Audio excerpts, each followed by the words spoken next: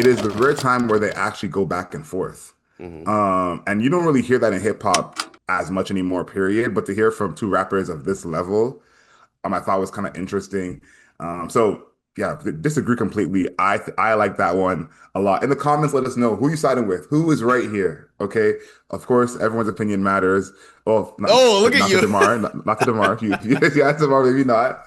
Um, but I want to know what you guys think. Do you love Chapter 16? Are you against Chapter 16?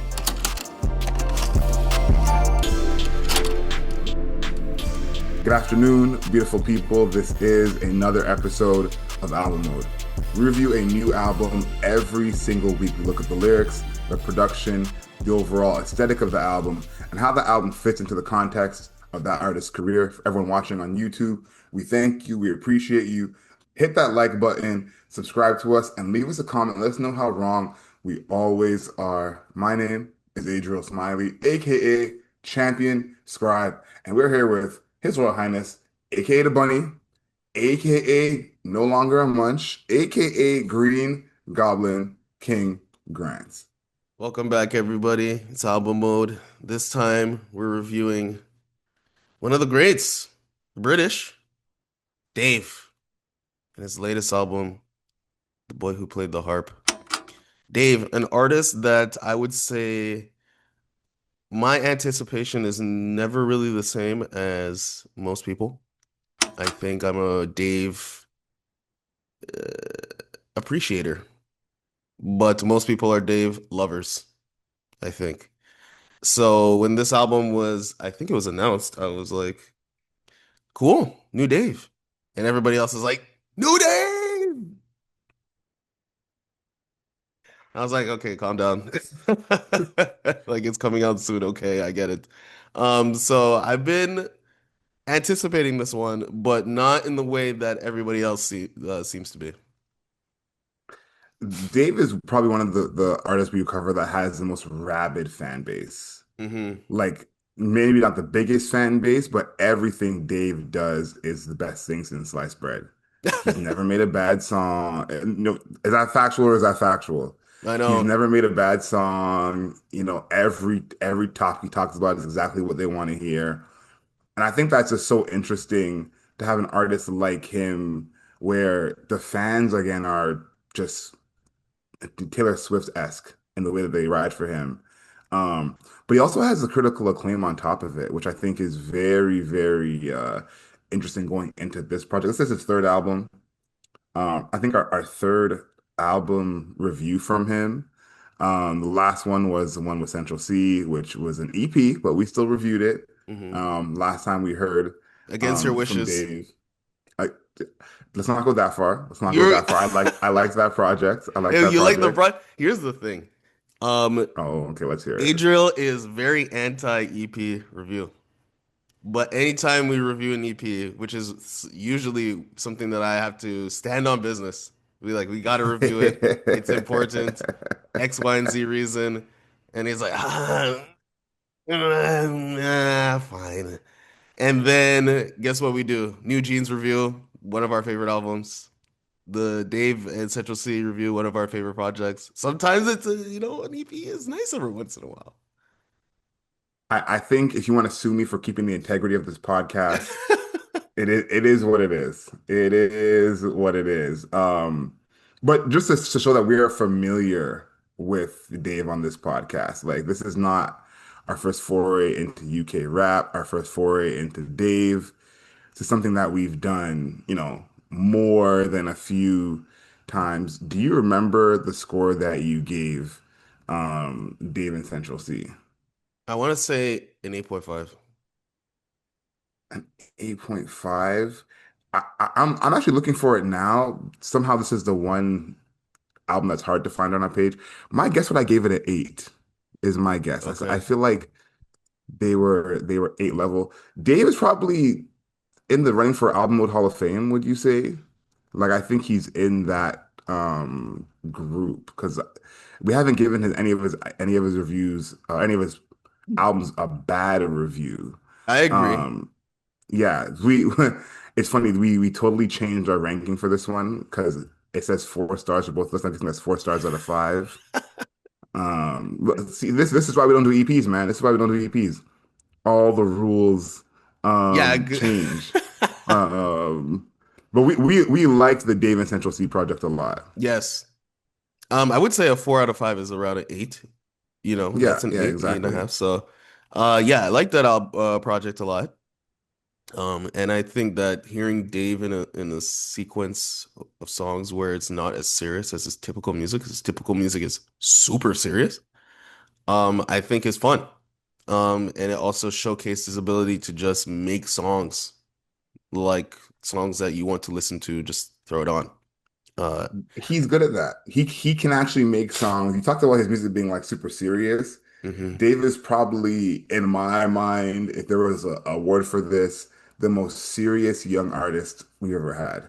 Like Yeah. I compared him to Nas earlier because when you think of some of the themes on Nas's first project, Illmatic, when Nas was still a teenager, hmm it's like a teenager made this. You know, Mobb Deep has some of that in their music, but Dave is just turning 27. You know how long he's been around. He's hmm just turning 27 now. So he's been for a while having these again serious themes in his music, even at a very, very young age. That continues a lot on this project.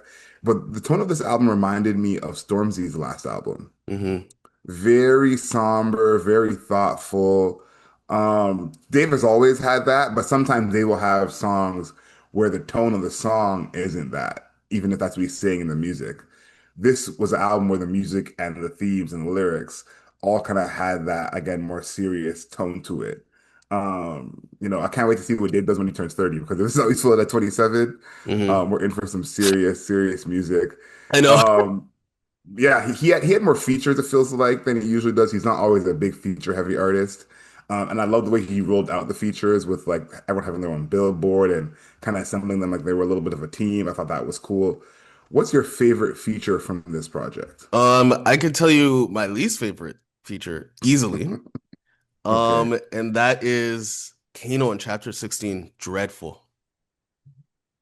Absolutely dreadful. I've never like the placement of the raps on that song, like where they actually fit within each bar, disastrous. I literally remember listening to it. I'm like, what is this? Like, I literally Wow. said that out loud to myself. I'm like, what's going on? Like, I don't understand what's happening in this song. But my favorite, easily, Thames on Rain Dance. Oh, what a beauty. What a beautiful track, you know. It still maintains that the somberness, the sadness, the silence of the album, but that piano coming in, giving us a little bit more of a dance, like a more of a dance song. Obviously, it was like just an Afrobeat song overall, um, with the drums. But so yeah, Thames, her singing, elegant, immaculate. It's very freeing, you know. There's a lot of space on that song, so she allows her to use like, you know, a long range of her vocals, and it's just like very freeing, very relaxed. It definitely is like one of these when she's singing. She's doing one of those, right? So It's like an exhale. yes, exactly. So I think Rain Dance with Thames, that is by far, I don't know. To me, it's by far the best feature. What do you think? That song Rain Dance with Thames reminds me of Law of Attraction with him and Snow Allegra off We Are All Alone in This Together. So it's like the part two of that kind of record. We mentioned it on a few of the UK rap projects, whether it's Stormzy or Heady One. They do have this kind of like pseudo dance hall type of, reggae type sound. Everyone does it at least once. This Mhm. is Dave's time on this project. But he's been amazing at this. You even go back to Location, like he always has a good record in this tempo. But we disagree completely. Chapter Okay. 16 with Kano was my favorite on here. No, no. Then again, I'm gonna have to wave my hipster card. Okay, this reminds me of a time in UK rap that I love and I'm familiar with. Okay, Mhm. so there's obviously some nostalgia there. Kano is known more as an actor now than a rapper. So to hear Kano again on this kind of bigger album, was something to me as well. But Chapter 16, one of my favorites on here because it is the rare time where they actually go back and forth. Mhm. And you don't really hear that in hip hop as much anymore, period. But to hear from two rappers of this level, I thought was kind of interesting. So yeah, disagree completely. I like that one a lot. In the comments, let us know who you siding with. Who is right here? Okay. Of course, everyone's opinion matters. Well, Oh, look at not to you. Demar, not to Demar. You, yeah, Demar, maybe not. Um, but I want to know what you guys think. Do you love Chapter 16? Are you against Chapter 16? Um, I like it. I feel like one of the most kind of authentic, rap tracks on this project. Because when we talk about production on this project, lack of drums. Yeah. There's a lot of songs that are just drumless. Um, and I think it's very interesting that he has moments on this project, like the song with Thames, Rain Dance, where it's like, basically a dance song. And then you have songs basically right afterwards that are like somber, solemn, almost like to be played on your own. And somehow it fits. It's like Dave, and this is where I want to compare Dave to Little Sims, one of his UK brethren. Hmm. Um, but they have this thing where their voice is actually the driving force throughout the whole project. As the production changes, as long as their voice is consistent, there can be some kind of cohesiveness. Dave does that all over here. So I think from a production standpoint, that's one of the highlights of this project, which he's always had. But I like I like on Chapter 16. It reminded me of like early 2010s hip hop. Right. So that felt a little nostalgic there. But the one thing that Interesting. really stood out to me was the go between Selfish and My 27th Birthday. Okay. Now, Selfish, he includes James Blake again. They both play keys. Those keys really start off that song. And from the start of that song, if you've heard Dave before, you know what kind of Dave song this is. We've been down this road before. Yeah. We know what this is. Um, very introspective here. I love what he's saying on this. But between that and 27th birthday, there's probably like 10 straight minutes where there are no drums on this Right. project. And I just think that's such a unique choice that actually worked well here. Yeah, I think that his idea to not use drums as much in his songs is definitely interesting because it makes his voice more centric to the music. And I would say that, that's what Dave is going for in most of his songs is that what he is saying is probably the most important thing. But I will say that we are ultimately making music. I think that most of the time when it comes to artists that are super lyrical like this, which is fine, it's fine. Love a Nas, love a Black Thought. But we're still ultimately making songs. I think that needs to be I think that needs to be recognized, right? And I think a song like, Chapter 16 or even I'm trying to think, it was a 175 months. Um, they're kind of 127 months, 17 months, yeah. yeah, the production on them were so minuscule that I just like it kind of got to a point where it was like it's kind of boring. Like it's just kind of boring to listen to. Like there is so little that is happening on those tracks that evoke anything. And I would say Marvelous is kind of like that. Maybe Fairchild is more. Fairchild is probably another one where it's just like waiting for something to happen. Can we please do anything? I know Fairchild is more of like a lounge track, a little bit more delicate with the guitar. The drums are much more prominent on that, but it's just the drums, like nothing else. Give me something else, man. I don't know. Like, I listen to the song, it's just like, okay, like, I'm sure, I guess. The lyrics are important, but we are ultimately making music. Music needs to be evocative in some fashion. Yeah, I want to defend Dave and the Dave fans here because I know the Dave fans are not at all with you. Dave, they're here for this kind of, poetic rap style that is very much lyric and vocal focused. But Hmm. you're right, this is music at the end of the day. And I think that's probably the thing about this album that other Dave albums didn't have, is this is not the album I think you can put on in the background. No. This is not the album that you can kind of put on when the friends are around. Like if Demar comes over, I go over to Demar's and we throw some Dave on. this is not the album we could throw on. Like We've been I playing think we're all psycho. alone in this together is more something to throw on. This one doesn't feel like that. I want to talk about Marvelous really quickly. This is actually my last bit of production really is Hmm. Marvelous is probably the most traditional, I would say, like 2025 hip hop track on here. Um, and it comes so late in the Yeah, eight. album. Song eight. And I think that is something that really stood out to me of Dave's has his fan base so on lock that he would do a move like this. Because in another world, Marvelous is probably the single, it's higher up in the sequencing.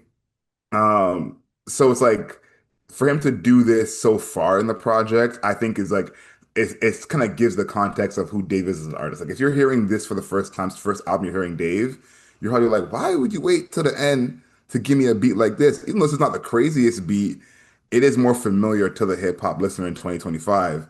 And he said, no, I'm good. And you need that context of his fans. They're I would say probably from what I've seen online my 27th birthday is a song that fans are loving the most, you Hmm. know? And most artists, rap or not, that is not the song all your fans would gravitate towards, Right. and even if you have a diehard fan base. So I think that is like his how unique he is as an artist and his fan base really came through on this project because even the Taylor Swift fans, they still love the singles. Yeah. They'll give you something deep, but they love the singles. There's no world that my 27th birthday is a single. And this is Right. only Dave fans gonna be like, that's my favorite song. Like it's like a fight who can be the deepest. I Hmm. had this quote talking to someone about it on the weekend because I've seen Dave twice in concert. He was my little brother's first concert that I brought him to because he's a huge Dave fan as well. And I said, Dave fans are who people think J. Cole fans are, and Dave is who Kendrick Lamar thinks he is. And Mm. they thought that was so interesting. And I say that before we even get into the lyrics, is because Dave is the artist who every song is like deep and the topic like this. Like that's been Dave forever. Like he has the once in a while, the locations, or in that song with Sprinter. AJ Tracy, yeah, Sprinter. Like that is more once in a while. I would He'll kill step for a into that sprinter. role and he'll flex on you. He'll give you the lyrical dexterity, kind of show off his bars. But most of the time, my 27th birthday is where he lives, or even a song like Fairchild, I think is one of the most important songs that he's ever made. That's where Dave lives most of the time. So Mhm. I think how he's viewed is different from kind of how he actually is. And then his fans don't want Dave to make a middle child. There's no groundswell for that. No one is saying Dave make that hit record. No one's asking for that. He has a good number of those already in his bag that are hits where he's from. So he is a very unique artist, but especially rap artist in this world. So even when we talk about lyrics, I think you're going to see that as like there's not that many artists who are rapping like he's rapping, what he's rapping about, and even the way he's rapping about it. Yeah, I think that there are songs that I do like. Like there are songs I like production wise and lyric wise. I think that's where the songs click for me because to be honest, if the song sounds boring, like chapter 16, I don't give a fuck what anybody's saying. Like I really don't. I don't give a shit because I don't want to listen to it. You know what I'm like again, that's what I'm saying. We're ultimately making music, like songs. So if it doesn't sound interesting to listen to, what you're saying on it doesn't matter. It's like a tree, if a tree falls in the woods and nobody's there to see it, like doesn't make a sound. So there's a song like Boy Who Played Harp, which is probably my favorite song. Love the way the piano is being played on that track. That shit sounds like Final Fantasy music. Like a boss battle or some shit. But there's this sequence here where he talks about he's talking about like spirituality, like his ancestors. Like this is a very interesting sequence that I'm like, I don't even maybe Earl Sweatshirt would say something like this, but I can't really think of a person else who would say something like this. Or it's like, the call they want a man dead. They want man hopeless. In the next generation, I spoke with my ancestors in the night and I showed them. They spoke with tears in their eyes for the brothers they lost and said it was progress. How can it be progress? I asked them, confused and disgusted. They said, David, just so you can fight this, You know how much suffering touched us. You got a chance. We come from a time and a place where you couldn't get justice. That's a nice little rhyme right there. Had to find peace in the fact that we all answer to one that we trusted. And in our generation, we did do peaceful protests just like you, burnt buildings just like you, did boycotts just like you, sat in a hostel powerless and did feel powerless just like you. And I know that may sound strange, but we made some change and we're just like you. I know that you question your character. I know that you suffer in silence. So this idea of like it's almost like it kind of reminds me of Black Panther, where when you drink like the purple juice and you literally see like your father or your grandfather and stuff like that, and you actually like speak to them about becoming the Black Panther. And this kind of reminded me of being somebody who's actually politically active. So the Black Panther thing even translates into being like a Black Panther in real life, you know? And I think that he kind of like comes to this realization that like the type of struggle that one goes through is very similar to those in the past, even though it doesn't look exactly the same. And I think that is something that he is coming to grips with in this song in particular. You know what I mean? When he says like, burnt buildings just like you did, boycotts just like you, sat in hostels powerless, did feel powerless just like you, right? So that situation of like you felt powerless somehow and you still feel like no progress is being made. The past generations of people felt like that as well, even though that progress is being made. So this is one of those songs that you're talking about, or one of these sequences where you're talking about where it's like can't really think of a person that raps in this type of way except for like Earl Sweatshirt. And we know my thoughts on Earl Sweatshirt songs right now. So, Yeah, yeah. um, so yeah, I just thought that this was interesting. This is probably my favorite song also, by the way, just like the way that it's written versus the production is amazing. I think one, you liking this song is part of why I brought up this whole thing about his fans and what they're looking for. Because The Boy Who Played the Harp is not quote unquote exciting song. It's a Hmm. very well done song. But Dave has this a way of having us all have our favorite song we love from him. That is this tempo, this kind of temperament, like that's just such a Dave thing. That Hmm. your favorite song on here is a song that is quote unquote less exciting in a sense than the songs that you don't like, Yeah. you know, but just better done. So I wanted to highlight because I think it's like even when you say you might want something more exciting, you're like, he's still really good at this though. Like Yeah. this still sounds good to me. So I really love that from him. I wanted to highlight his verse, the third verse on Selfish. Dave has this really interesting way of talking to his fans directly about something either like you're going through or a topic that people can relate to, and then sprinkling in enough about his life that it still feels personal. And I haven't really seen someone do as good a job as that as he does. And not now it's his third project. People have been calling him the GOAT since before Project One. Mhm. Um, Big in the Nas, UK at least. Big If Nas you energy, my UK listener, my UK listeners, if you know. From the SBTV days, Dave has been Dave. right? Um, but I think that there's a way that he tells his stories that really, really, I guess, hits in a way that kind of supersedes the production. Verse three of Selfish, he said, I've done a lot of things I regret, like announcing our split on a text. I don't know why, but I still buy gifts for my ex. Watching her stories to see if she checks. I'm a mess. I don't know if my head's in the game. She told me don't mention her name. I'm suggesting the same. I'ma get through the pain. Want to see the sunshine. Gotta get through the rain. Bag full of trauma I left on the train. I'm ashamed for the days that I said I changed. I'm a cheat. Sit in the therapist's chair crying like a baby in the middle of a Harley Street. Like I'm fighting the sickness I can't beat. I'm disloyal. Then I go mad, reflection telling me I'm just like my dad. And despite him telling me it ain't so bad. Middle of my sentence, she cut me off. Sorry, Dave, we don't have any more time. Their appointment till 4 and it's 3:55. Bro, I feel like she wouldn't even care if I died. Man, I tried all this therapy shit, man. I tried all this therapy shit. I wouldn't even say I'm depressed. That whole section is where you see Dave really like start by telling a story and then it gets almost more introspective as it goes on. And I think there's these things that are really, human things to relate to, even more than growing up in the street to relate to. And that's where I think Dave is separate from, UK, Canada, American, the other artists where you don't have to grow up in a rough condition or grow up in the street to understand what he's talking about. You Right. know, him saying reflection telling me I'm just like my dad. Wherever your dad is, wherever you are, that's something you can, relate to. Then he says, your appointment's till 4 and it's 3:55. I feel like she wouldn't even care if I died. Like, Mm, talking about that, dealing with his therapist and saying, I tried this therapy shit, man, I tried this therapy shit. Like, these are the versions of I call vulnerability that I give the actual vulnerable points to. I think there's other times artists are vulnerable. It's like, you're being vulnerable for you. You've been talking about pussy and money for 10 years. So you mentioned your mom once, vulnerable.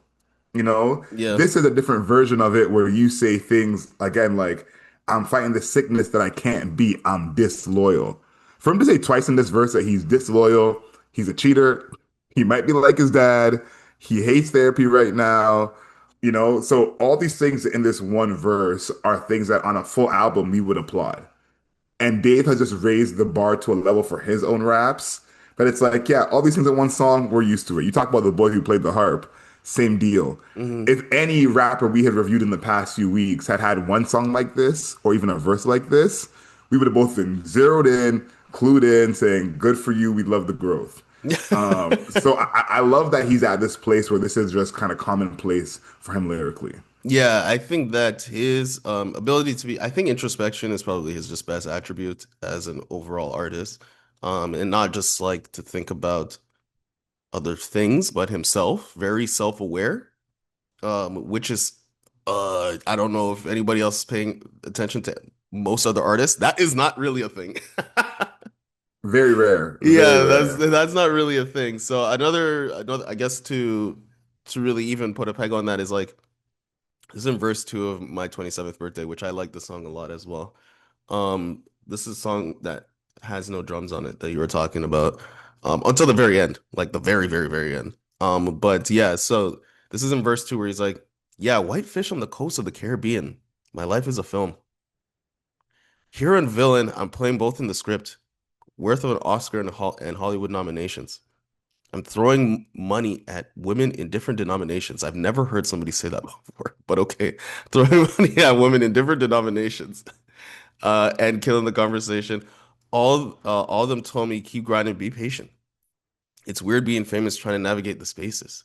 Feel like a celebrity, but you ain't on the A list, and you never drop, so it ain't really on a playlist.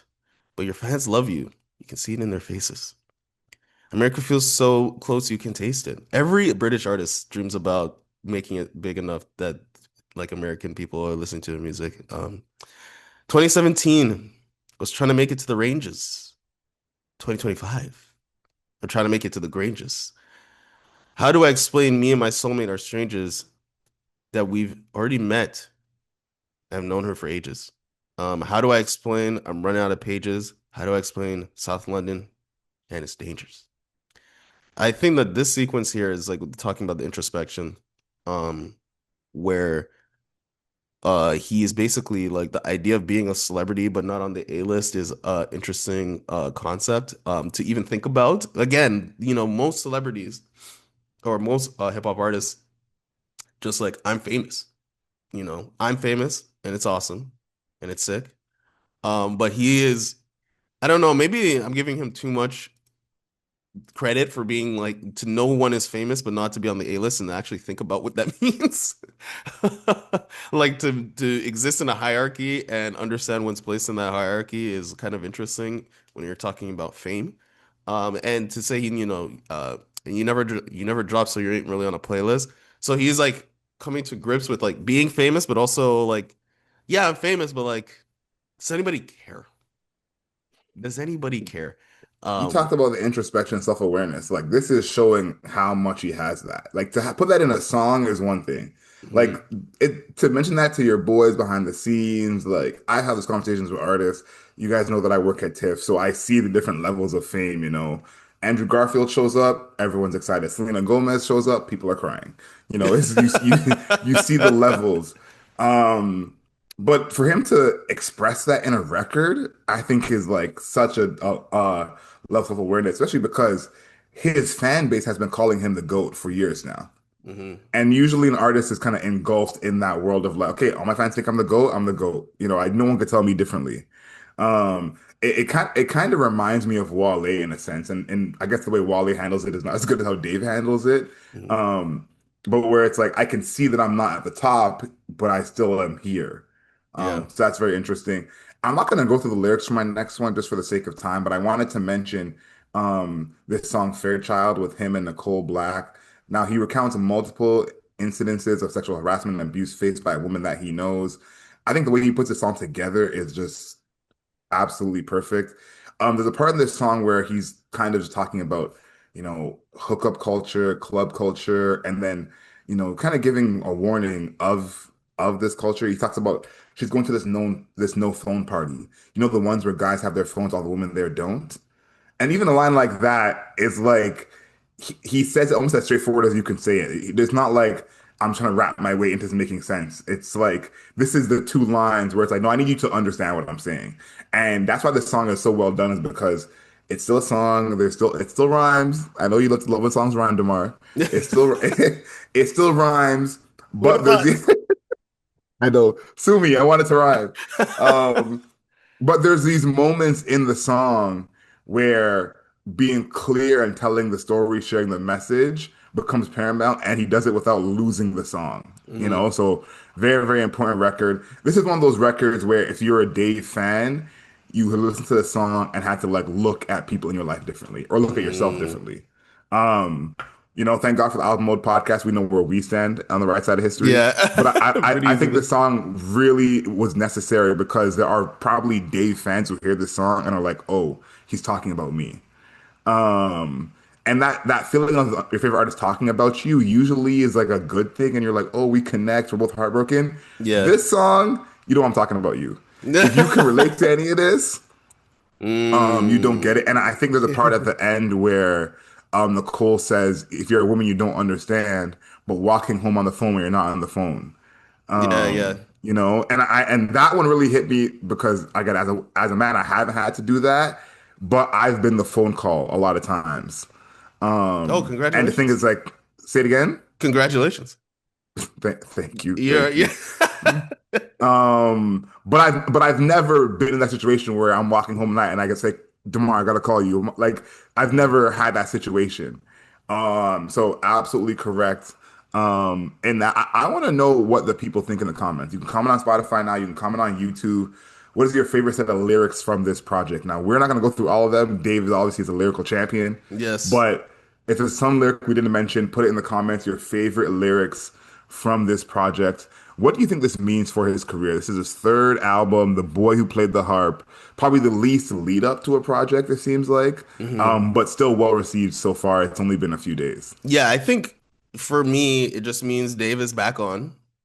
I think he is just, I think for us and also me and my British relatives, I have not asked them about this album yet. Because I didn't want them to influence, you know what I mean?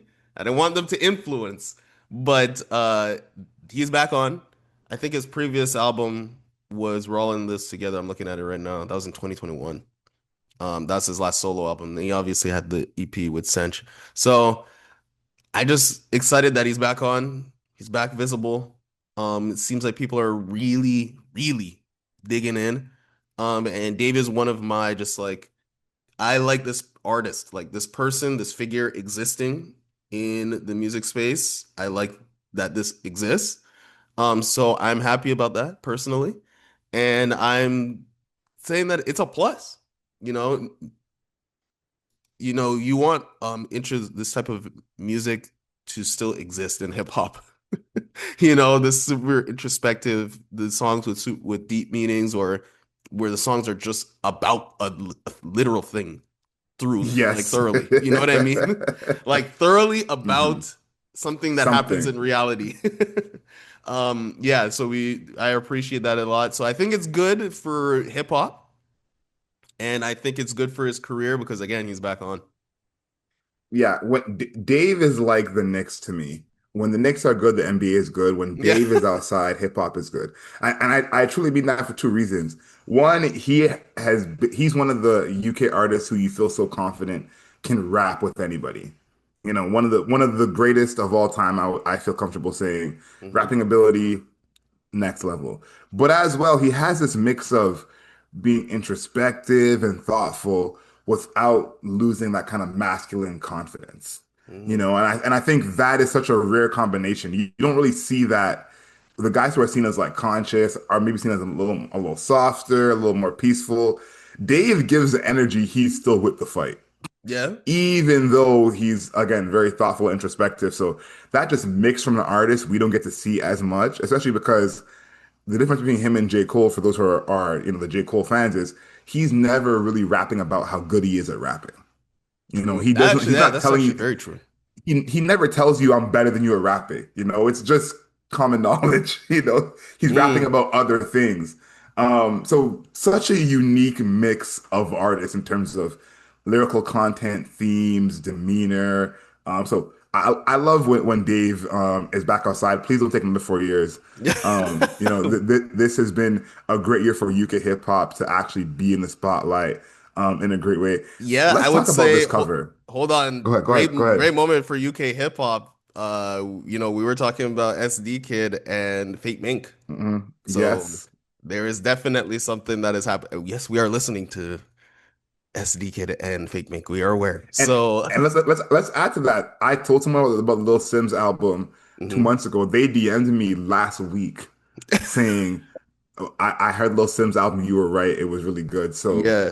We are yeah, tapped UK's in, guys. We're there. We're there. Yeah, the cover. How do you feel about this cover? How do you feel about it? not my favorite from him. He is very much the artist who doesn't have himself on the cover. Like this, these I don't want to call these ethereal type covers, but these covers where it's almost like a blob of light Yeah, mixed I agree. mixed with some waves. I don't love it. I think the cover actually kind of fits the sound of the album in a way, Me so too. that I like. But I kind of want to see Dave on the cover, man. Like I think to me, Dave is such a big figure in UK rap, in the history of UK rap, where I want him to kind of like stand on his square a little bit more, put his face on the cover, show himself, that kind of Mhm. thing. So that's just a personal thing that I want, but I didn't love the cover, even though it does feel like it fits the music. You know what's gonna happen? There's gonna be a picture of of him as a baby on one of these. I know that's what happens. Every artist does it. Every hip hop artist. Dave, if you're listening, which I know you are, I hope that he's above that. Okay, so I think I like the cover a lot. It does have that ethereal element that you were talking about. Like it's kind of like a ball of flame, but it's kind of like a fairy. Um, Yes, so like an it angel. yeah, so it looks cool. I think it fits the music because the music is like kind of introspective. It's like you're almost going into the light. You know what I mean? Like the darkness surrounds you, but you're hitting into the hmm light. That is Dave's music. So I think I like the cover a lot. Nice color. Is it a no skips though? it's a soft skip. It's a soft skip. It's a soft skip Oh, which because song are you skipping? I don't have a song that I'm skipping, Okay. but I could see myself getting quote unquote bored with the tone of the project. Okay. If you're not in the mood for this, you're not ready to think inside and cry a little bit, maybe, then maybe you want to turn this off. Okay. But there's no song on here that I'm like, I gotta change it. Okay. So soft skip for me. I would say that it's a skippable, very skippable. In fact, chapter 16. Get it out of my face. Um, I just need less of You're it. you're on the wrong side of history, my friend. You know what? That's fine. Because you know what? Sometimes the masses are wrong. Okay. Most And times, yes. you gotta be here, you gotta stand on 10 toes down. That song, I mean, the lyrics of it could be fine. The song is ass. The song is actually genuinely bad. Okay. Do you have a score for the boy who played the harp? Dave's third album, The Boy Who Played the Harp, for me, it's a 7.5. Ooh. Um, Probably my actual least favorite of Dave's three projects, which is a high bar. He's put out Yeah. two great projects, but 7.5 for me, I think this is one of those albums that is going to age better. Me too. This is not the album that is like you listen to it in the weekend and it just hits you automatically. I think there's going to be songs on here that it kind of reminds me of Commons B, where you listen to Commons B 20 years later and you're like, oh my gosh, this song actually hits way more than it did 20 years ago. I can relate to this more now than I did 20 years ago. Because I think this is album very much for how he's feeling right now. So for me, 7.5 out of 10. But I'm interested to see where you're at because you said some nice things, but you said some mean things. So where are you with this project? I think The Boy Who Played the Harp by Dave. It's a 6. It's all right. Okay. It's Okay. okay. I like the lyrics. Obviously, he's a lyrical mastermind, genuinely. And in a way that is not like a flex of lyrical dexterity, like a logic way, but Yes, yes. more of a flex of like brain power. Like this guy thinks. You know what I mean? He sits in a room. Intelligence, Yeah, knowledge. yeah. This is a Yes. person that sits and just like lets the brain churn and lets the neurons fire in a way that I would say your average person does more frequently than than a famous rapper. I feel comfortable saying that. But he is a person who's like, I'm sitting down to take a thought to think about this. And then the production hit and miss. When it's a 75 months, even history, I'm not big on history.